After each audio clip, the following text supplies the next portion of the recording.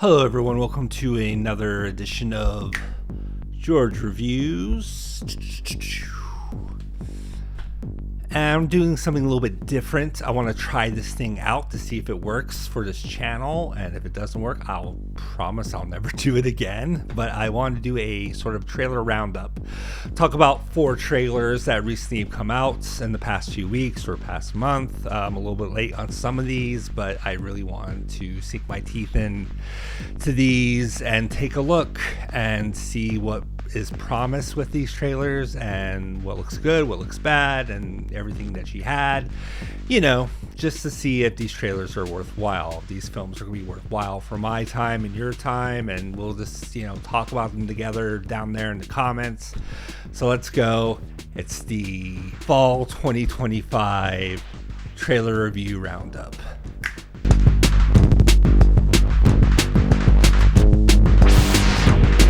All right, so we're going to start with the not so great trailer of this cycle, of this session, whatnot. Let's talk about Marty Supreme.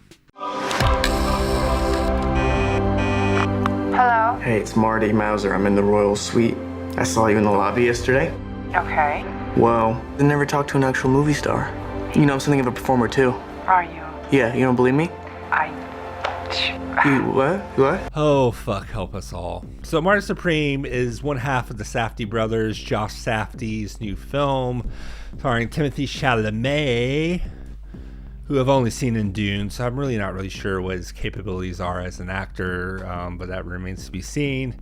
And Gwyneth Paltrow and a bunch of other people. This is a biopic about a ping pong ball champion, Marty Supreme, as played by Timothée Chalamet. At least that's what it looks like from the trailer. And I gotta say, this looks like a big pile of shit. It looks like another shitty biopic film.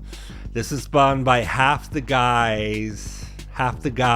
who did Uncut Gems and Good Time, with films I really like, that I really admire. I don't know, man. This one looks really bad, looks really cringe, it looks really uninteresting. I can tell the beats just by looking at the trailer. It's about a guy who wants to prove himself, to go against all odds, and he's going to win, or he's going to have some weird thing at the end.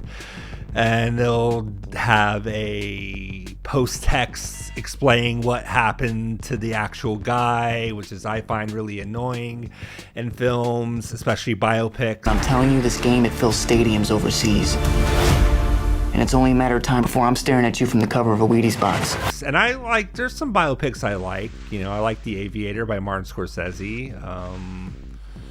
I like others, I guess. But this one, I don't know. It just looks very uninteresting and very formulaic. It looks very Oscar baity, and it's coming out on Christmas. And I don't know, man. Marty Supreme doesn't look very supreme to me, and I really don't feel like it's worth my time or your time, and I would advise against seeing this unless you really like generic biopics. I really don't. I feel like I could be doing other things on Christmas that are worth my time, seeing other films that are worth my time, and Marty Supreme just doesn't seem like it's going to cut. I don't like the cut of its jib from this trailer, but we shall see. It plays the Forever Young song updated, with the big drums like every fucking trailer does these days. And it just looks like a piece of shit, it doesn't look good at all. I have no interest in this movie, so move on. Next.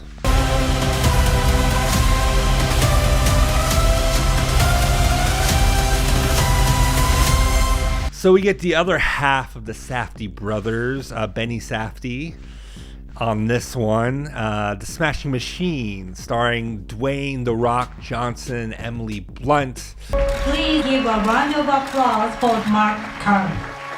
Hello, and thank you to everyone for allowing me to be here today. About a UFC fighter, and this looks like a vehicle for The Rock to show that he can do not generic Hollywood slop.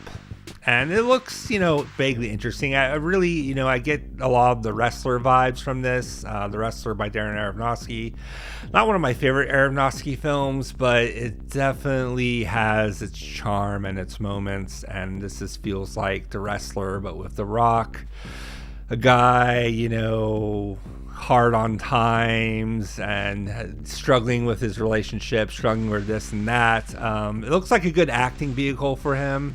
I'm definitely interested in seeing that just for that. I just want to see what he can do. I'm always loving to give actors the benefit of the doubt, a chance to kind of see what they can do outside their normal wheelhouse. And other than that, it doesn't look that amazing. It looks okay. I heard mixed things from the Venice Film Festivals on Twitter. People loving it, people thinking it's okay. But yeah, I don't know.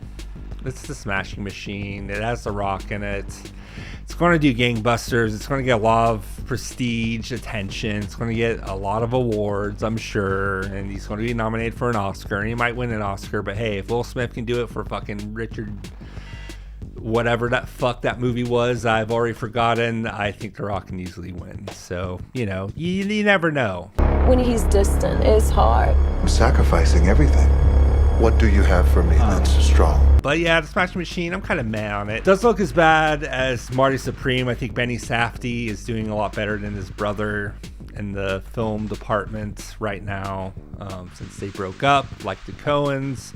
But we shall see when this comes out. I don't think I'm going to rush out to see this. I am part of that A24 members club thing, so I get free A24 movie tickets. It could be interesting. It could be a slog. We shall see. The Rock, Emily Blunt, The Smashing Machine. We shall see what it holds. But moving on, we have Shelby Oaks, written and directed by the Chris Stuckman.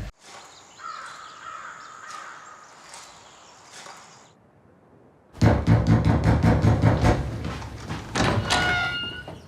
you need help? She finally let me go.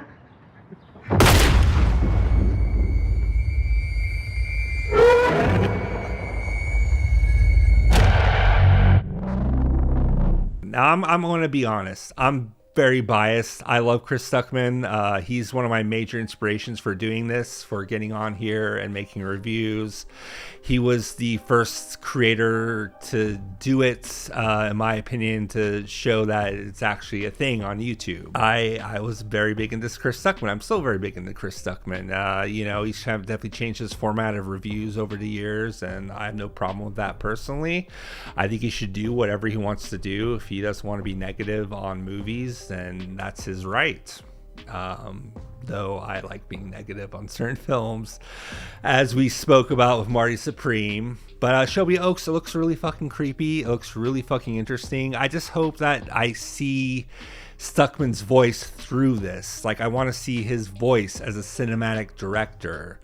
Now, I'm not big on found footage. I'm not big on generic horror or general horror. Not saying that Shelby Oaks is generic horror. It actually looks really fucking creepy, and it looks like it's taking different points of view. It's not just the found footage put together. It's actually someone seeing the footage, and it seems like put together like an actual horror film, having the back and forth between the footage, between the sister character, who I assume is a sister character, who's looking at the footage and things like that. I think is very interesting.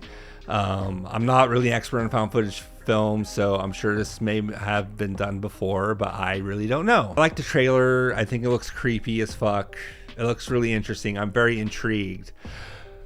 But the pull quotes, I hate the pull quotes in trailers. I wish we could do away with that. I wish we could just have one trailer, not two, not three, just one teaser trailer to give us the vibe of it. And, certainly this trailer does give the vibe of what the film is going to be. But the pull quotes, I'm sick of the pull quotes. Can we stop with the fucking pull quotes, please? All in all, it looks really fucking creepy. The guy who shoots himself in the beginning on the front porch, that seems like a very intriguing, setup to this film. So I'm very, very interested in seeing this being put through. I'm sure you all are as well, who are interested in this film, who don't just want to hate watch Stuckman, who, you know, want to root for him. I hope this does great things for him. I hope he's able to get other films made that he wants to get made, you know, and it looks very unique. I'm excited to see it. It's on spooky season, so just bring in the Shelby Oaks. I'm very curious, Mr. Stuckman. I'm very excited to see what you got in store. So, yeah, I'm excited. Riley.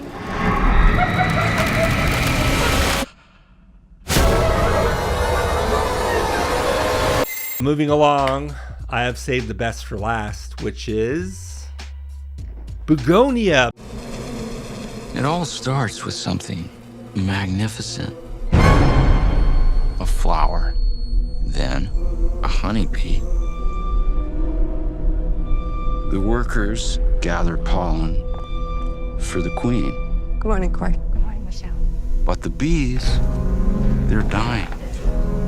And that's the way they planned it. To make us the same as the bees. Let's go again. Bugonia's new Yorgos Lanthimos film. Yorgos Lanthimos is amazing. I love Yorgos. He is my favorite contemporary filmmaker. And it's not just because we share the same birthday. It is because he makes great, provocative, very dark, twisted, fucked up films. And I love that about him. You know, the last two he came out with, the last 2 years, Poor Things, fucking banger. Kinds of Kindness, fucking banger.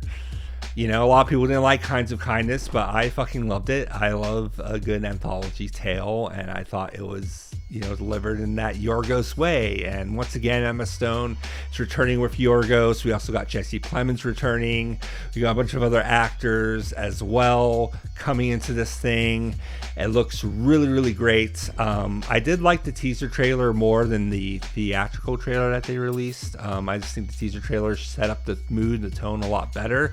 I'm not saying the official trailer is bad. I think the official trailer is great. We got a powerful CEO woman played by Emma Stone being kidnapped by Jesse Plemons and his friends to prove that she's an alien. They shave her head, and this is a remake of a South Korean film. The name's escaping me, but I'll put the poster title here or something.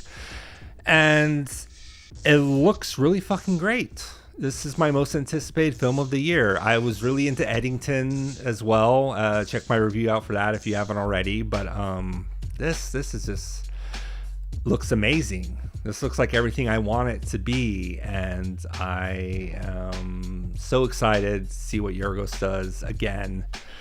You know, he can do no wrong. Like, I love Yorgos, and I love what he's doing, and I want to see what he can do, and I want him to have more opportunities. I want him to keep making films, even with Emma Stone, or, you know, bring back Rachel Weisz or Colin Farrell, or, you know, whatever, you know. I just think that this Bugonia looks amazing, and I cannot wait to see it in all its glory on October 31st, which is Halloween, which is coming out. I think it is perfectly set for that date, and I'm going to see it opening day, and I hope you will too.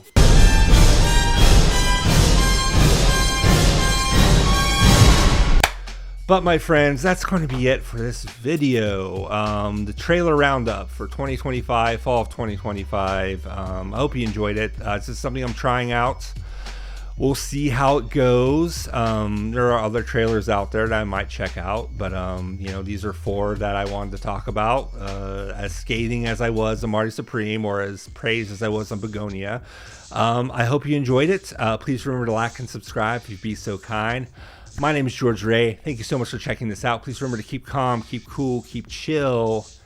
Embrace great cinema. Embrace these trailers, whether you like them or not. I'll see you in the next one. Until then, peace out.